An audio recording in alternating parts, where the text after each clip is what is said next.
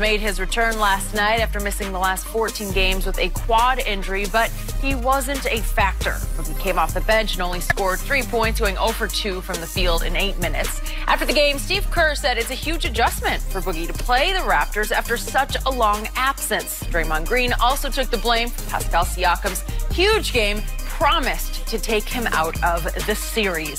So, Shannon, what adjustments does Steve Kerr have to make? He's probably going to have to play Boogie, Skip. I know he probably doesn't want to play Boogie because Boogie needs the ball in order to be effective.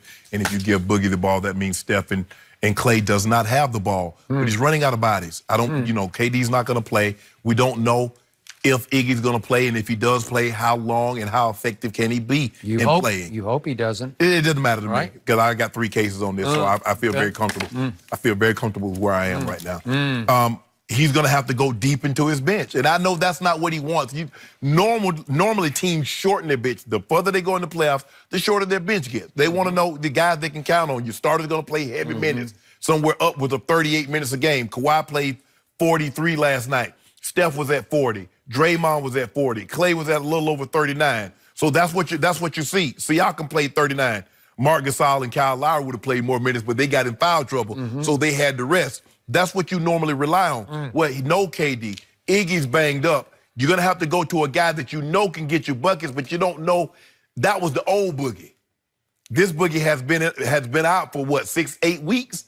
And then he was coming off a major injury, so he was just rounding back into shape before he had to go take a seat again. So those are the only things that I can see. They try to get the ball out of Kawhi's hand, but in trapping, you end up with Steph on Siakam, Steph on Marc Gasol, and that's what they want. So those are the only things that I can see him doing, Skip.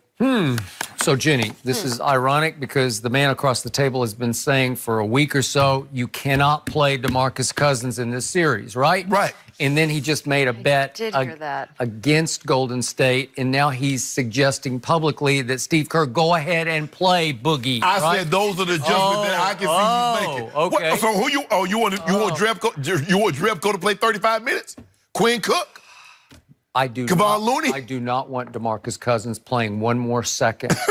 I need Steve Kerr to go to him today, tomorrow, maybe Saturday, and say, we love you. We want you back next year, because remember, he's going to be unrestricted again. But we do not need you right now. We have to go back to playing Andrew Bogut for 8 or 10 minutes because he can rim protect.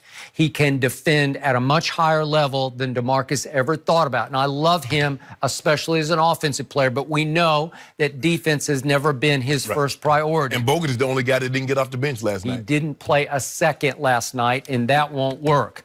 But the main change that Steve Kerr needs to make is not strategic, it's motivational. He needs to light a new fire under his team, and it probably got lit last night without him having to even lift a finger or open his mouth. But obviously, they got outplayed last night because they got their butts kicked by a team that just played a lot harder than they did. They weren't used to the RPM because they had just cakewalked through Portland. And I know they came back from 17, 18, and 17 down, but the RPM was different because this is the best defensive team in basketball. And you pick Steph to be the MVP of this series, and I think he will play up to MVP standards in Game 2. He played well last night. Because what have we said from the start? This is his opportunity to say, you know what? I don't have to have Kevin Durant to win a championship, even though he publicly swallowed his pride and went and recruited him after they blew the 3-1 lead to your LeBrons. Now is his chance. Now is his time to shine and say, I can do this. And they were on a roll. The narrative just got changed last night, and you were being prisoner of last night's moment. He needs to rise and shine. He had 35, 5, and 5. All right. But their team I'm talking about diving for loose balls, fighting for offensive rebounds, and number one, just simply getting back on defense. Draymond Green got embarrassed last night, and you know what? I think he has enormous raw pride right now, and he's going to stick it back in Siakam's face. Well, you got Iggy missed, he missed 4 wide open threes. Draymond was 0 for 2. Steph and Klay 3 of 6, 4 of 9. They shot those guys. I mean, it was just Iggy gave him 6 points, and Jordan Bell gave him 2. Okay.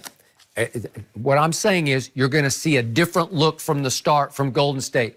You're going to see urgency and intensity because, to Chris Broussard's point, I think they did take Toronto a little lightly. Like, okay, they're kind of newbies, but they're really not newbies to this. They beat you twice. Okay. Why are you underestimating somebody that's already beat you twice? Okay, but they look back at those games and they said, okay, so number 2 didn't play one game, and Steph and Draymond didn't play in another game, so they didn't count. Well, I can understand if they were going to take them lightly, Skip, if KD was there.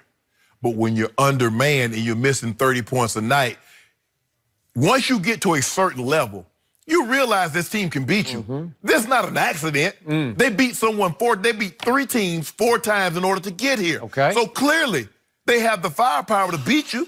They beat Orlando, then they beat a team that didn't really have Joel Embiid. Yeah, then they beat a Giannis who got exposed. Yep. Overrated. It was Kawhi that pulled the curtain back so everybody could see him. All right. Well, maybe the curtain's about to get pulled back on Toronto on Sunday night for 3 games. Not before I get them 3 cases up off you. You said they're going to have a different look on Sunday. Will they do enough to bounce back? These two will make their final picks. No more changing. Next.